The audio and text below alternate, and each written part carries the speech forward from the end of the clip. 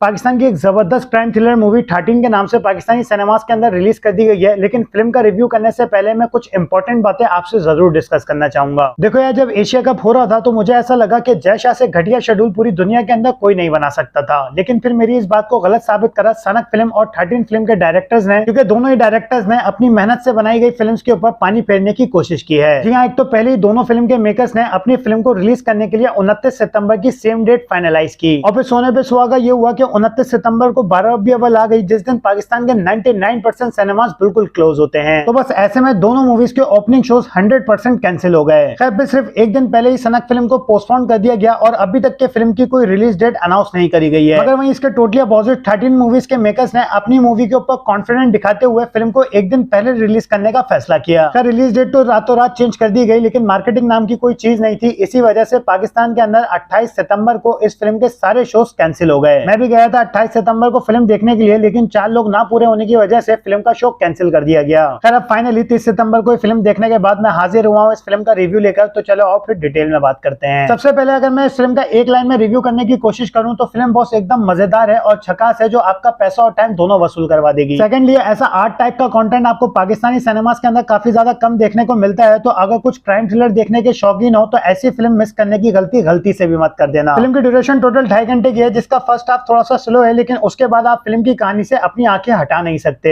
इस फिल्म की कहानी पे बात करने से पहले मैं बात करना चाहूंगा इस फिल्म की कास्ट पे, जिसने इस फिल्म को एंटरटेन बनाने में अहम किरदार अदा करा है। फिल्म के लीड कैरेक्टर के अंदर अदनान शाह टीपू और सलीम मिराज नजर आने वाले हैं। तो अगर आप इन दोनों के फैन हो तो आपके लिए डिसाइड करना काफी ज्यादा मुश्किल हो जाएगा कि इनमें से टॉप क्लास ज्यादा कौन लग रहा है। मगर मेरा वाट तो अदनान शाह टीपू के लिए बॉस, क्योंकि इन्होंने तबाही मचा दी है अपने साइको किलर वाले कैरेक्टर में। बंदा इतने शातिर तरीके से एक के बाद एक लाश बिछाता चला जा रहा है और पुलिस के हाथ में सबूत तो छोड़ो, कोई क्लू तक नहीं है। और इनके कैरेक्टर को मास्टरपीस बनाने का थोड़ा सा क्रेडिट फिल्म के डायरेक्टर को भी जाता है, जिन्होंने फिल्म के अंदर इनके लुक्स एकदम सीरियल किलर वाले रखे हैं। लेकिन सलीम मिराज का भी कैरेक्टर कम नहीं है बॉस। ये तीतर के आगे 2 तीतर रख के पता लगा ही लेंगे कि आखिर ये लाशें बिछाने वाला है कौन। मगर अनफॉर्चुनेटली जितना जबरदस्त कैरेक्टर इन दोनों ने दिखाया है, उतना ही थर्ड क्लास कैरेक्टर फिल्म की सपोर्टिंग कास्ट ने दिखाया है, जिसको देखने के बाद आपको ऐसा महसूस होगा कि आप कोई लो बजट की फिल्म देख रहे हो। लेकिन फिर भी फिल्म में दम है बॉस, जिसको देखने के बाद आपका पैसा और टाइम दोनों वसूल हो ही जाएगा। मेरी तरफ से फिल्म को 5 में से 3 स्टार। फिर मिलते हैं नेक्स्ट वीडियो के अंदर। अगर वीडियो अच्छी लगी हो तो सब्सक्राइब जरूर करते जाइएगा।